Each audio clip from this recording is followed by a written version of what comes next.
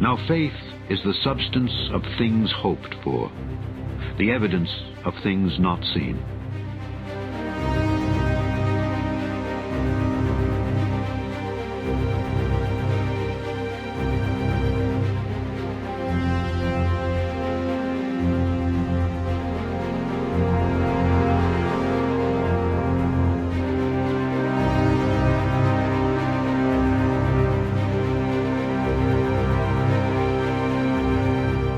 You have been anointed chief over the Lord's inheritance.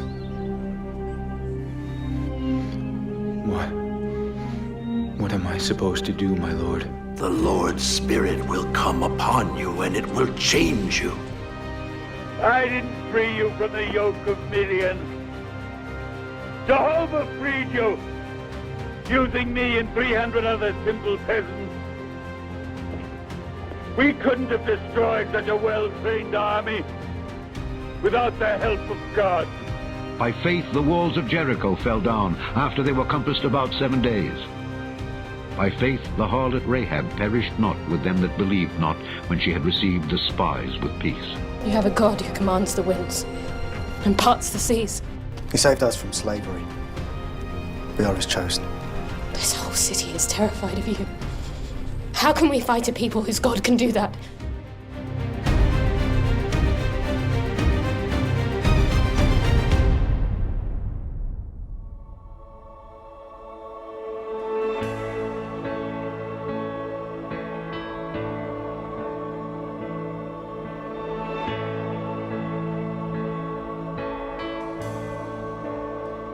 How great the chasm that lay between us, how high the mountain I could not climb.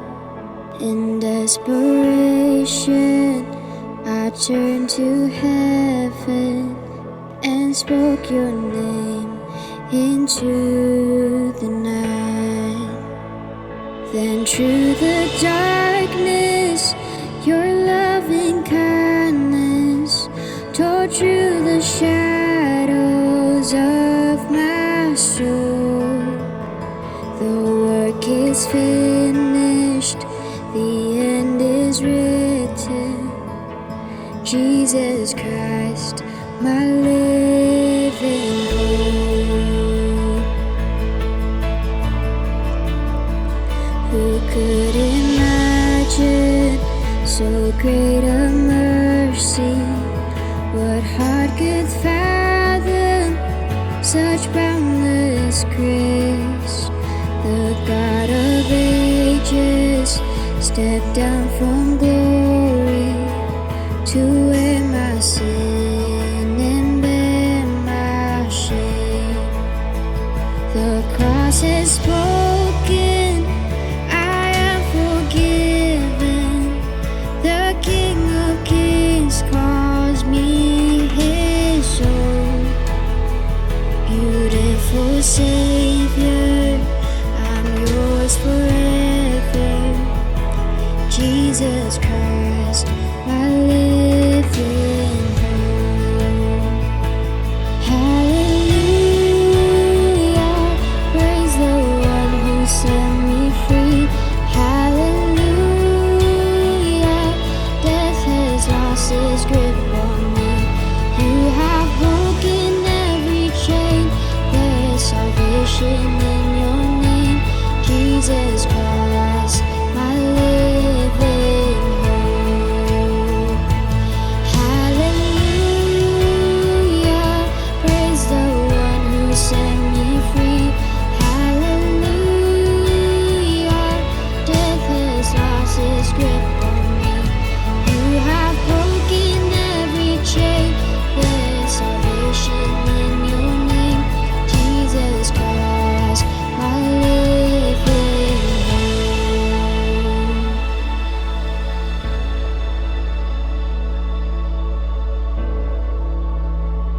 Then came the morning that sealed the promise. Your buried body began to breathe. Out of the silence, the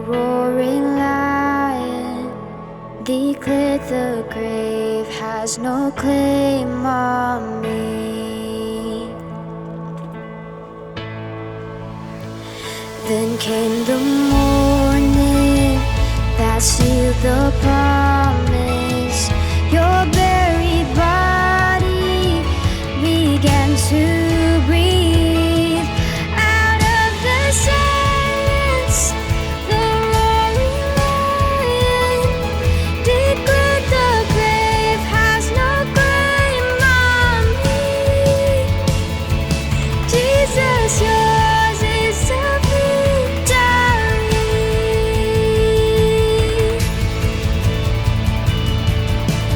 Hallelujah, praise the one who set me free. Hallelujah, death has lost its grip on me. You have broken every chain. There's salvation in your name, Jesus Christ, my living hope. Praise the name of the Lord our God. Oh, praise His name forevermore. For endless days we will sing your praise. Oh Lord our God. Oh Lord our God.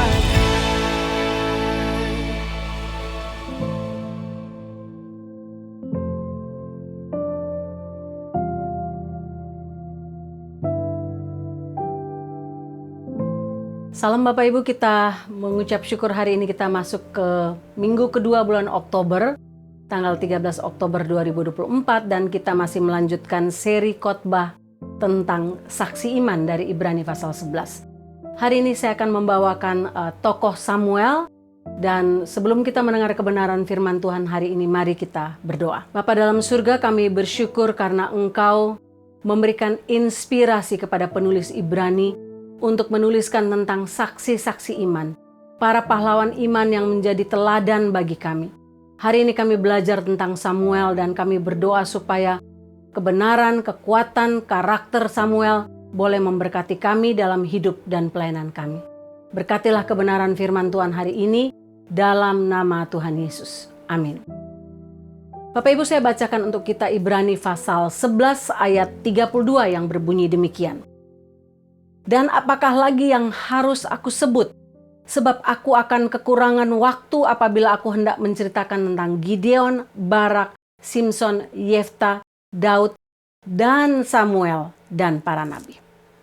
Bapak Ibu, saya mengucap syukur karena ketika kami memiliki anak yang Tuhan percayakan, 3 anak kami, Pak Riki selalu mencari nama dan mendoakannya lebih dulu. Nama Devia itu diambil dari nama saya dan Pak Riki, tapi nama tengahnya itu adalah Sekina. Dan nama Sekina ini berarti dwelling in the presence of God. Dan sesuai dengan namanya, Devia menjadi seorang anak yang memang hidup dari puji-pujian. Apapun kesulitan, masalah dia, puji-pujian itu menjadi sesuatu yang menjadi bagian hidup dia. Sehingga dia senang, Bapak Ibu selalu lihat, dia senang untuk menyanyi, memuji Tuhan dengan menggunakan karunia dan talentanya.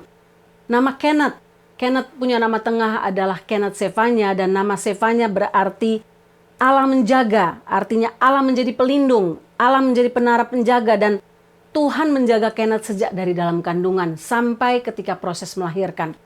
Saya ingat ketika proses melahirkan saya mengalami kesulitan ketika asma saya kambuh di tengah-tengah proses melahirkan. Dan nurse katakan bahwa saya tidak mungkin dibius karena kalau sampai saya dibius akan mengakibatkan kematian bagi saya. Dan Tuhan memang buat mujizat. Tanpa dipus, Kenneth akhirnya keluar. Dan bagi kami baru lihat berikutnya, oh iya, nama tengahnya adalah Sefanya, artinya Allah menjaga. Allah menjadi menara penjaga bagi Kenneth. Yang terakhir namanya adalah Karissa Dara Rose. Benar-benar Dara menjadi karis, menjadi gift untuk kami yang diberikan Tuhan, menjadi seorang penghibur, menjadi seorang anak yang benar-benar merupakan anugerah dan pemberian Tuhan yang luar biasa dan spesial untuk kami. Bapak Ibu, saya nggak tahu bagaimana Bapak Ibu memberi nama anak Bapak Ibu. Apakah Bapak Ibu mendoakan atau itu warisan orang tua dan sebagainya. Tapi nama yang kita mau belajar hari ini, Samuel, diberikan nama oleh ibunya Hana sesuai dengan kondisi yang dialaminya. Nama Samuel artinya Allah mendengar. Dan sesuai dengan kejadian hidupnya, Allah mendengar doa Hana. Bapak Ibu tahu kisah tentang Hana. Hana adalah salah satu dari istri Elkana. Elkana punya dua istri, Hana dan Penina. Ketika Hana mandul dan tidak punya anak, Hana berdoa siang malam untuk mendapatkan seorang anak. Dan Tuhan mendengar doanya dan memberikan dia anak yang dia beri nama Samuel. Artinya Allah mendengar.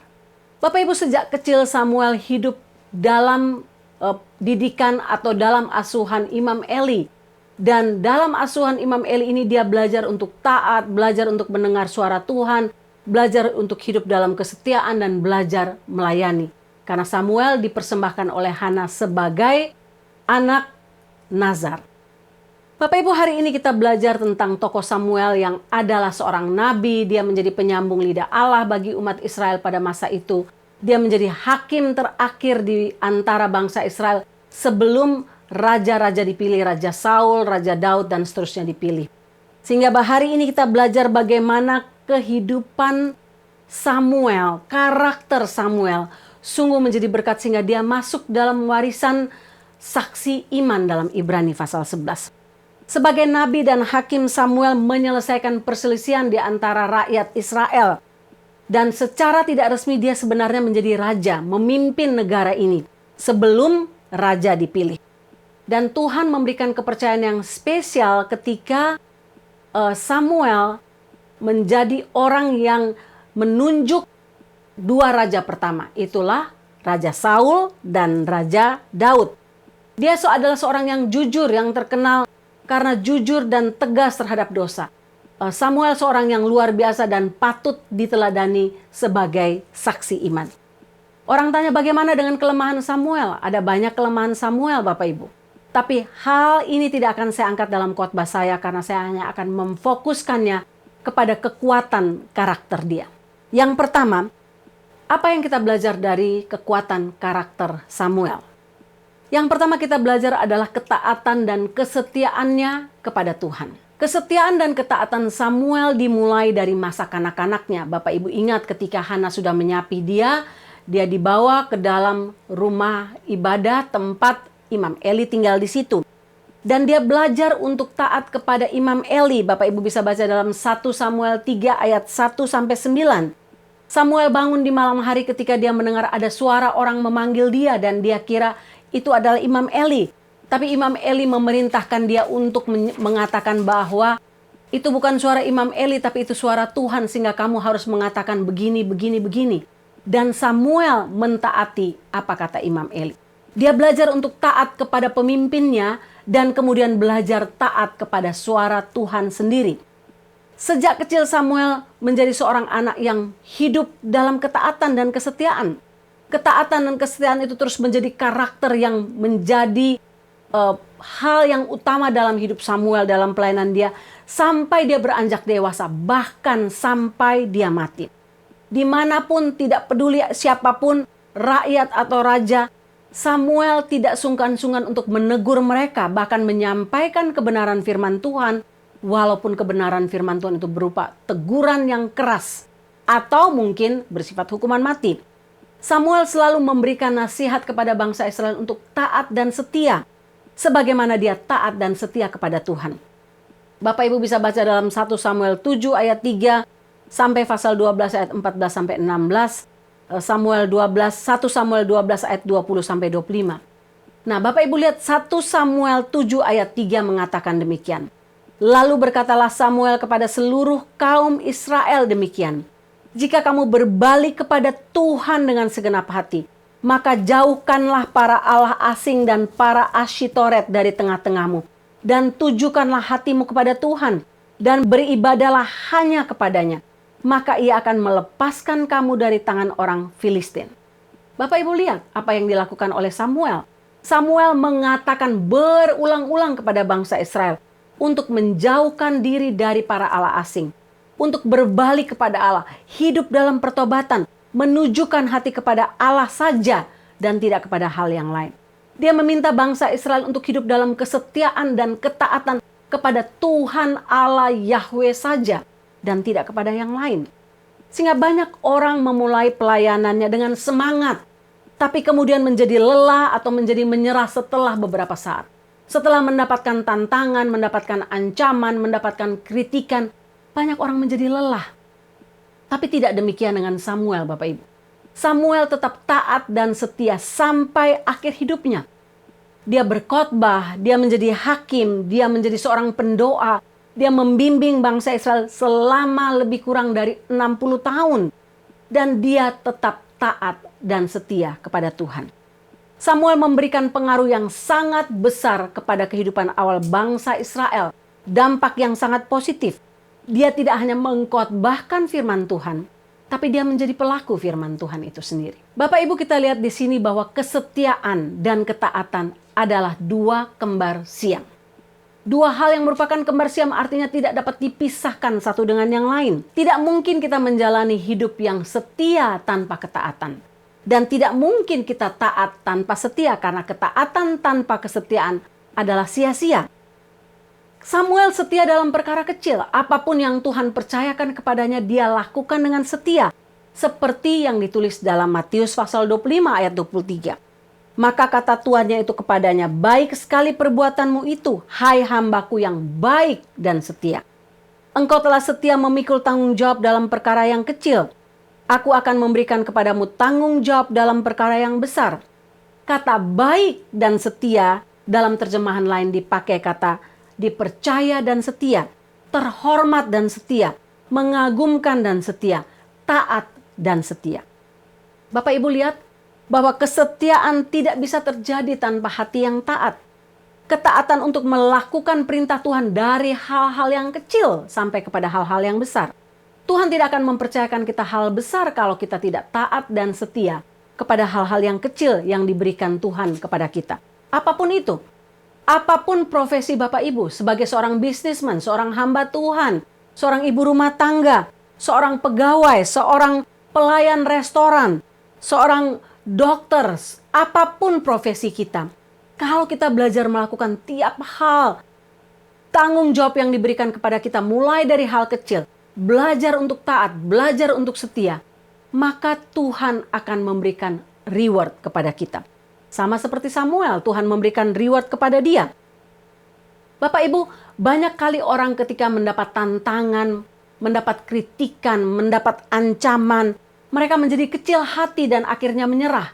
Meninggalkan pekerjaan, meninggalkan pelayanan yang Tuhan berikan. Tapi ingatlah ketika ada cobaan, ketika kita tergoda untuk menyerah, ingatlah hidup Samuel.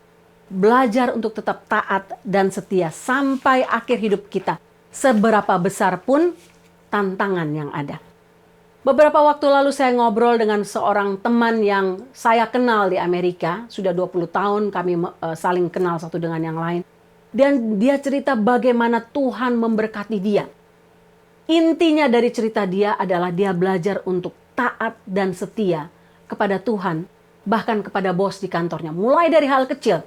Dia katakan, saya dibesarkan di tengah-tengah keluarga yang bukan orang kaya. Saya bukan anak yang pintar seperti si A atau si B. Saya punya SD di samping sungai kecil yang mungkin tidak dikenal orang SD itu. Tapi dia belajar waktu pindah ke sini, dia belajar untuk melakukan semua hal dengan ketaatan dan kesetiaan kepada Tuhan. Dan dia lihat bagaimana Tuhan memberkati dia. Mulai dari jadi pegawai biasa, sampai diangkat sebagai manajer, sebagai HR, diangkat terus, dan gajinya juga semakin hari semakin baik. Dan dia katakan ketaatan dan kesetiaan kepada Tuhan, kepada bos, mulai dari hal-hal kecil, maka Tuhan akan memberikan hal yang besar kepada kita. Bapak Ibu, Tuhan tidak mencari orang yang hanya pandai. Tuhan tidak hanya mencari orang yang hanya kaya, atau orang yang banyak talenta. Tuhan mencari orang yang mau taat dan setia kepada Tuhan. Kalau kita punya kepandaian, kita punya kekayaan, kita punya berbagai talenta tanpa ketaatan dan kesetiaan, maka hal itu adalah hal yang sia-sia. Bapak Ibu, hal kedua yang kita belajar dari Samuel adalah tentang integritasnya. Ini karakter yang sangat menonjol dari Samuel. Saya baca 1 Samuel pasal 9 ayat 27 demikian. Sementara mereka turun ke hujung kota itu, berkatalah Samuel kepada Saul, "Suruhlah pelayanmu berjalan mendahului kita." Maka berjalanlah pembantu itu. "Tetapi engkau berhentilah sebentar. Aku akan memberitahumu firman Tuhan." Bapak Ibu lihat Samuel. Ketika dia berbicara kepada Saul sebagai Raja Israel, dia tidak pernah takut. Dia tidak pernah takut apa yang harus dia katakan karena selama yang dia katakan berasal dari Tuhan sendiri, Samuel berani melakukannya. Dia katakan kepada Saul, "Berhenti, aku akan memberitahukan kepadamu apa firman Tuhan yang harus engkau taati, yang harus engkau lakukan." Itulah integritas Samuel. Dimanapun, kapanpun, kepada siapapun, Samuel menyampaikan kebenaran firman Tuhan tanpa takut, tanpa basa-basi. Dia tidak saja menyampaikan firman Tuhan, tapi dia melakukannya. Itulah yang disebut integritas. Karena itu Samuel sangat dihormati di antara bangsa Israel. Karena integritasnya, karena kejujurannya. Dia tidak pernah berbohong kepada bangsa itu karena dia selalu menyampaikan kebenaran yang asalnya dari firman Tuhan. Kalau orang katakan, "Oh, saya punya integritas," tapi hidup dalam kebohongan demi kebohongan, maka tidak ada integritas dalam hidup orang tersebut. Integritas ini terjadi dalam perkataan kita, artinya apa yang kita katakan dan kita lakukan selaras, inside out sama. Dalam hal keuangan, dalam hal pergaulan, dalam hal tanggung jawab, dalam hal pekerjaan, dalam hal apapun, integritas merupakan hal yang paling dibutuhkan. Artinya apa yang inside dan outside kita adalah hal yang sama. Integritas lahir dalam hati seseorang tanpa pernah bisa di-fake-kan, dipalsukan. Kenapa Bapak Ibu? Karena integritas berasal dari hati yang takut Tuhan. Dari hati yang punya relasi yang baik dengan Tuhan. Relasi yang intim dengan Tuhan. Itu akan nampak dari perbuatan nyata dan tidak bisa di-fake, tidak bisa dipalsukan. Apa yang nampak keluar itu muncul dari dalam. 1 Samuel 3 ayat 19 katakan, Samuel semakin besar. Tuhan menyertainya dan tidak membiarkan satupun dari firman-Nya yang disampaikan melaluinya tergugur. Bapak Ibu lihat, Samuel tidak pernah menggugurkan kebenaran firman Tuhan. Karena takut kepada si A, karena takut kepada si B, karena takut dikucilkan atau diturunkan jabatannya sebagai seorang nabi. Tidak pernah Bapak Ibu. Dia tidak pernah gagal untuk menggugurkan kebenaran firman Tuhan. Apa yang Samuel sampaikan kepada raja, kepada bangsa Israel adalah hal yang benar-benar merupakan kebenaran firman Tuhan. Samuel tidak mencari keuntungan seperti Bileam, mencari keuntungan demi uang. Banyak hamba Tuhan melakukan tidak integritas karena uang Bapak Ibu. Tapi tidak dengan Samuel. Tidak demikian dengan nabi-nabi palsu yang rela dibayar, disuap demi uang. Tidak demikian dengan Samuel Bapak Ibu. Dia tidak lari dari tugas yang diberikan sebesar apapun, sekecil apapun. Seperti yang dilakukan oleh Yunus. Sejak dari awal dia dipanggil oleh Tuhan, dia tidak taat dan setia saja. Tapi dia penuh dengan integritas. Samuel tidak ada basa-basi. Dia tidak menutup-nutupi sesuatu ketika harus disampaikan. Dia dengan setia melaksanakan tugas yang diberikan kepadanya dengan jujur dan dengan tulus. Bahkan ketika dia harus menyampaikan perintah Tuhan atau berita yang Tuhan ingin disampaikan kepada bangsa Israel, kepada tua-tua bangsa Israel, kepada Raja Israel, walaupun berita itu adalah berita malapetaka, berita yang menakutkan, berita hukuman kepada Saul, dia tidak sungkan untuk menyampaikannya. Bapak Ibu, ketika dia harus menegur Raja Saul yang tidak taat, dia melakukannya dengan keberanian dan kejujuran. Dia tidak menyembunyikannya karena berusaha untuk menyukakan hati Raja Saul. Sama sekali tidak Bapak Ibu. Integritasnya membuat dia mampu untuk melakukan hal ini. Bapak Ibu, Samuel mengasihi Tuhan tanpa ragu. Integritasnya menghalangi dia untuk memanfaatkan otoritas yang Tuhan berikan kepadanya dalam memimpin bangsa Israel. Bapak Ibu, banyak kali orang ketika diberikan otoritas oleh Tuhan, diangkat jabatannya, integritasnya menjadi hilang. Mulai menerima suap, mulai tidak jujur dengan keuangan, mulai tidak jujur dalam banyak hal Bapak Ibu. Ketika Salomo naik menjadi raja, integritasnya menjadi hilang ketika dia mengawini perempuan-perempuan kafir. Banyak orang yang diberikan otoritas oleh Tuhan kemudian memanfaatkan otoritas itu untuk kepentingan pribadi.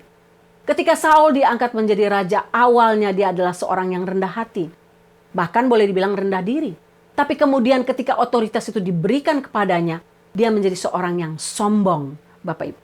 Kita hidup di tengah masa di mana banyak orang kehilangan integritas diri.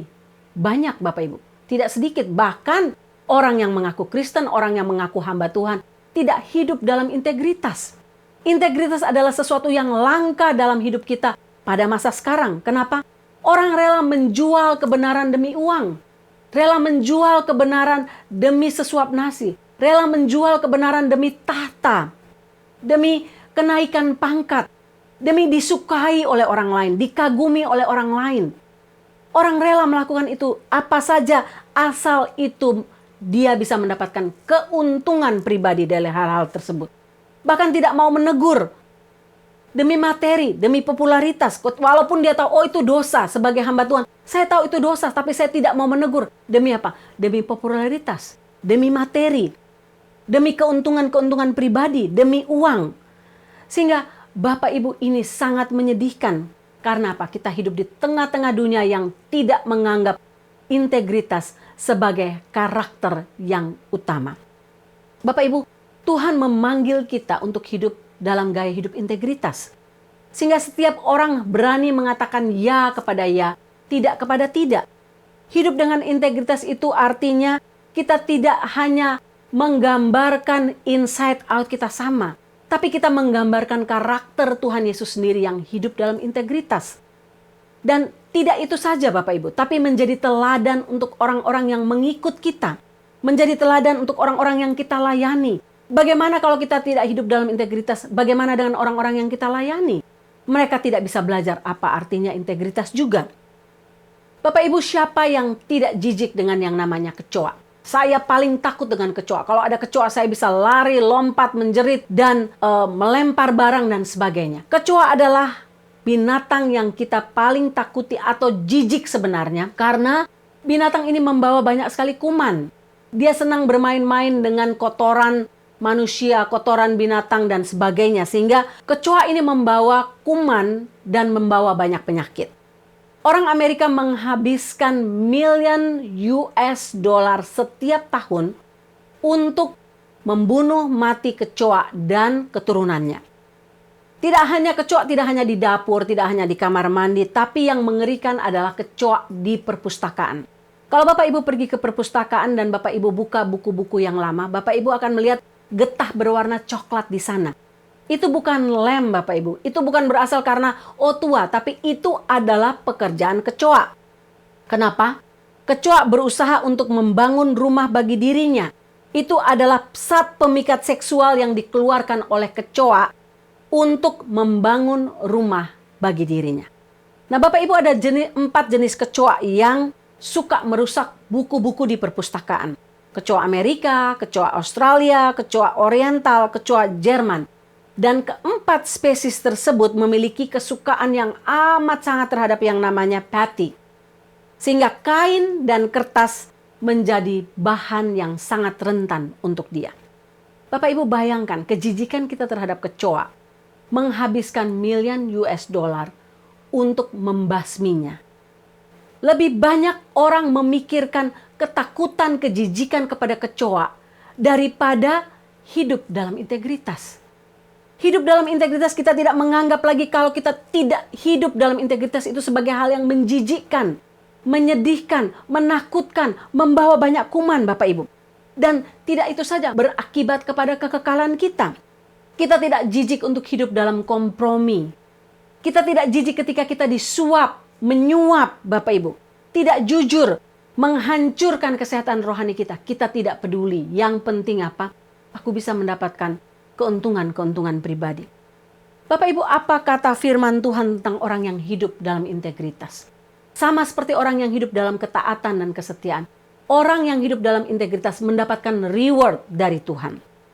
Saya baca beberapa ayat yang menunjukkan bahwa Tuhan menghargai orang yang hidup dalam integritas. Amsal 10 ayat 9. Orang jujur, bicara soal integritas, hidupnya aman. Orang yang menipu akan ketahuan. Siapa berlaku jujur, aman jalannya. Tapi siapa berliku-liku jalannya akan ketahuan. Mazmur 15 ayat 1-3. Tuhan, siapa yang boleh menumpang dalam kemahmu? Siapa yang boleh diam di gunungmu yang kudus? Dia yang berlaku tidak bercela, integritas. Yang melakukan apa yang adil, integritas. Mengatakan kebenaran, integritas dengan segenap hatinya. Tidak menyebarkan fitnah, integritas. Tidak berbuat jahat terhadap temannya, integritas. Tidak menimpakan celah kepada tetangganya, integritas. Bapak Ibu lihat, ayat-ayat ini bicara tentang Tuhan menghargai atau memberi reward kepada orang yang hidup dalam integritas. Mazmur 119 ayat 1, berbahagialah orang yang hidupnya berintegritas. Akan berbahagia mereka yang hidup menurut hukum Tuhan. Bapak Ibu, saya mengenal begitu banyak orang Kristen, bahkan hamba Tuhan, yang awalnya memulai pelayanan mereka dengan integritas. Tapi ketika uang menjanjikan, ketika desakan kehidupan, ketika desakan pelayanan, ketika tidak dihargai, ketika dikucilkan, ketika merasa ingin mendapatkan popularitas, akhirnya mengorbankan integritas dalam hidup kita. Sehingga ini sangat menyedihkan melihat ketidakjujuran dari mereka yang menyebut dirinya Kristen born again, bahkan seorang hamba Tuhan. Yang ketiga, yang terakhir Bapak Ibu. Apa yang kita belajar dari hidup Samuel, dari karakter Samuel? Yang ketiga, kita belajar bahwa Samuel adalah seorang yang tegas terhadap dosa. Tapi pada saat bersamaan, Samuel adalah seorang yang mengasihi jiwa yang terhilang. Mari kita baca atau kita renungkan apa yang terjadi dalam 1 Samuel pasal 15. Kita akan menemukan dua karakter Samuel, yaitu tegas terhadap dosa, tapi mengasihi orang yang berdosa, mengasihi jiwa yang terhilang. Dia seorang yang punya lembut hati, walaupun dia tegas terhadap dosa, tapi dia mampu untuk mengasihi jiwa yang terhilang. Banyak orang hanya miring sebelah, tegas terhadap dosa saja, tapi tidak peduli dengan jiwa yang terhilang. Banyak orang yang peduli dengan jiwa yang terhilang, tapi tidak tegas terhadap dosa. Nah, Samuel memiliki dua-duanya, kebijakan terhadap dua-duanya. Tegas terhadap dosa dan mengasihi yang terhilang. Dalam 1 Samuel pasal 15, Tuhan memerintahkan Samuel untuk memberi perintah kepada Saul untuk memerangi bangsa Amalek. Nah, perintah Tuhan adalah kamu harus menghabiskan seluruh bangsa itu. Mulai dari rajanya, panglimanya, rakyatnya, anak-anak, bayi, bahkan sampai kepada para binatang mereka. Bapak Ibu, harus dihabiskan semuanya. Namun Saul memilih untuk tidak taat. Saul dan rakyatnya ketika melihat lembu yang gemuk, kambing domba yang gemuk, mereka menahan barang-barang ini. Bahkan membiarkan Raja Agag, Raja Amalek tetap hidup. Bapak Ibu, mengapa Tuhan memberikan perintah yang sangat kejam ini? Rasanya kok kejam sekali, malah binatang sampai kepada anak, sampai kepada bayi harus dihabiskan Bapak Ibu. Kenapa Tuhan tidak memberikan kesempatan seperti orang Niniwe?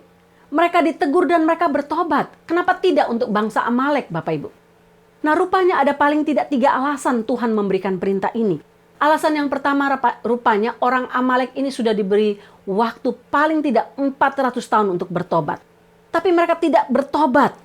Kejadian 15 ayat 16 Bapak Ibu bisa baca situ. Ulangan 1 ayat 44. Bilangan 14 ayat 15. Orang Amalek terus diberi kesempatan oleh Tuhan untuk bertobat.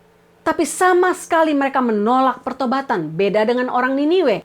40 hari Yunus berjalan di situ dan mereka bertobat secara total. Bahkan berdoa, berpuasa. Menyesali perbuatan dosa mereka. Tidak demikian dengan Amalek Bapak Ibu.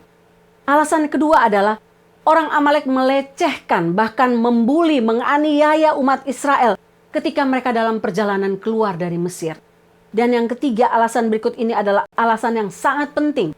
Jika mereka dibiarkan hidup, dosa mereka itu, kejahatan mereka itu seperti kanker yang menyebar dengan cepat dan menghancurkan sel-sel yang lain. Menghancurkan orang Israel, menghancurkan hidup rohani mereka. Sehingga mereka harus disingkirkan. Bapak Ibu ingat kisah Haman dalam kitab Esther Bapak Ibu. Haman adalah keturunan Raja Agag. Dia adalah orang Amalek. Dan dia adalah akibat dari ketidaktaatan Saul. Sehingga masih ada keturunan Agag, keturunan orang Amalek pada waktu itu yang akhirnya hendak menghabisi seluruh bangsa Israel. Bapak Ibu bisa bayangkan, kalau Bapak Ibu lihat bahwa banyak orang tegas terhadap dosa, tapi tidak mengasihi jiwa yang terhilang. Banyak orang mengasihi jiwa yang terhilang, tapi tidak tegas terhadap dosa. Tidak dengan Samuel, Bapak Ibu. Samuel tahu kalau kita mulai melenceng sedikit terhadap dosa kita, melakukan dosa kecil, itu cuma dosa kecil. Akhirnya kita bergeser dan jatuh kepada hal yang lebih besar lagi. Kalau Bapak Ibu lihat gambar kompas yang seperti ini, 360 derajat. Bagaimana kapten kapal bisa menggunakan kompas yang seperti ini, yang komplit dengan panah-panah kecil yang sangat banyak, untuk melihat arah yang tepat. Nah, rupanya biasanya itu sudah diset otomatis supaya kapal sampai kepada arah yang tepat. Tapi jika ada orang yang iseng yang mengubah arah kapal itu, arah kompas itu 1 derajat saja Bapak Ibu, maka kapal itu akan sampai kepada tujuan yang bermiles-miles jauhnya dari tempat yang seharusnya. Demikian pula dengan dosa. 1 dosa kecil, kalau kita tidak tegas terhadap dosa kecil, akan terus berlanjut dan akan kita bermiles-miles jauh lari dari Tuhan. Bapak Ibu, itulah sebabnya Samuel tegas terhadap dosa. Tidak demikian dengan Saul, Bapak Ibu. Saul berusaha untuk menyenangkan hati rakyat, menyenangkan dirinya sendiri. Namun ketidaktaatan Saul terhadap perintah Tuhan dalam 1 Samuel 15 ini membuat Samuel berduka. Samuel sangat berduka terhadap apa yang dilakukan Saul, dosa yang dilakukan Saul ini. 1 Samuel 15 ayat 35 katakan, sampai hari Samuel meninggal, dia tidak pergi menemui Saul lagi meskipun Samuel berduka cita karena Saul. Bapak Ibu, ini adalah tanda cinta sejati. Jika kita mencintai seseorang, kita akan berduka ketika orang itu berbuat dosa. Karakter Samuel yang luar biasa ini, yang tegas terhadap dosa tapi penuh kasih terhadap mereka yang berdosa, adalah hal yang patut kita teladani. Sebagai seorang ibu, kita tentu mengasihi anak kita. Tapi ketika mereka jatuh dalam dosa, ketika mereka jauh dari Tuhan, hati kita berduka. Harusnya seperti itulah sikap kita terhadap orang yang kita kasih, terhadap orang sekeliling kita. Ketika mereka jatuh dalam dosa, kita harus berani menegur mereka. Harus berani membawa mereka kembali kepada jalan Tuhan. Walaupun impactnya, dampaknya mungkin kita dibenci, kita tidak disukai, kita dimarah, bahkan mungkin kita didiamin. Tapi tidak apa-apa Bapak Ibu, seperti kasih orang tua terhadap anak yang hilang, seperti kasih Tuhan terhadap kita. Itulah yang Samuel lakukan. Tegas terhadap dosa, tapi mengasihi jiwa yang terhilang. Bapak Ibu, saya menutup firman Tuhan ini dengan pertanyaan untuk kita renungkan. Maukah kita meneladani Samuel dalam ketaatan dan kesetiaannya? Maukah kita meneladani dia dalam integritasnya? Maukah kita meneladani Samuel dalam hal ketegasannya dalam menegur dosa? Dan pada saat yang bersamaan mengasihi jiwa yang terhilang. Bapak Ibu tahu ketika kita meninggal nanti orang tidak akan mengingat, oh berapa banyak harta kita punya. Berapa banyak kesuksesan kita raih dalam dunia ini. Tidak sama sekali Bapak Ibu. Yang orang akan ingat adalah karakter kita. Maukah Bapak Ibu orang mengingat Bapak Ibu bukan karena karakter yang baik. Tapi karena tidak integritas kita, tidak setia, selalu tidak setia. Selalu tidak taat, selalu melawan. Selalu penuh dengan kompromi, tidak tegas terhadap dosa demi keuntungan-keuntungan pribadi. Maukah orang mengingat kita bukan seperti yang Amsal 22 ayat 1 katakan, nama baik lebih berharga daripada kekayaan besar. Dikasihi orang itu lebih berharga dari perak dan emas. Ketika kita sibuk mengejar perak dan emas, sibuk mengejar kekayaan besar, kita kehilangan nama baik. Kita kehilangan dikasihi orang. Ketika kita meninggal dunia satu waktu nanti, tidak ada orang yang mengasihi kita. Tidak ada orang yang mengenang kita karena dikasihi oleh kita atau mengasihi kita.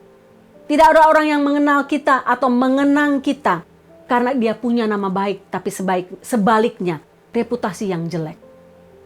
Bapak Ibu bisa memilihnya, mentaati atau belajar ketaatan, kesetiaan, integritas, ketegasan terhadap dosa dan kasih terhadap orang yang berdosa dari Samuel atau sebaliknya.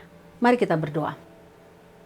Bapa dalam surga, tidak gampang untuk melakukan kebenaran firman Tuhan ini, tapi hamba percaya jika kami hidup dalam relasi yang intim dengan Tuhan, kami sanggup untuk menghasilkan karakter seperti karakter Samuel.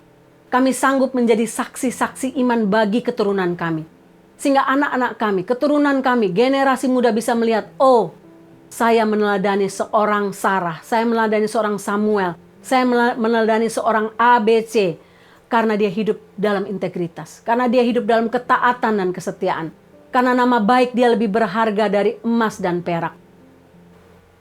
Saya hidup dalam ketegasan terhadap dosa, tapi pada saat dan bersamaan saya mampu untuk mengasihi orang yang berbuat dosa. Tuhan, tolonglah kami untuk hidup dalam relasi yang intim dengan Tuhan, sehingga hal-hal ini, karakter ini dapat kami hasilkan tanpa di-fake, tanpa dipalsukan, muncul dari dalam hati kami sendiri sebagai hasil hubungan kami dengan Tuhan. Terpujilah namamu Tuhan, dalam nama Tuhan Yesus. Amin.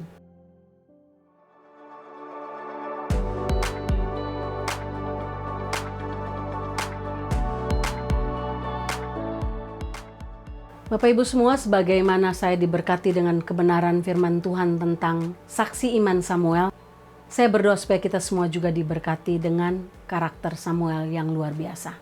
Kita akan mengakhiri ibadah kita, mari kita menundukkan kepala dan mengangkat hati kita untuk menerima berkat Tuhan. Tuhan memberkati engkau dan melindungi engkau. Tuhan menyinari engkau dengan wajah-Nya dan memberi engkau kasih karunia. Tuhan menghadapkan wajah-Nya kepadamu dan memberi engkau damai sejahtera. Amin.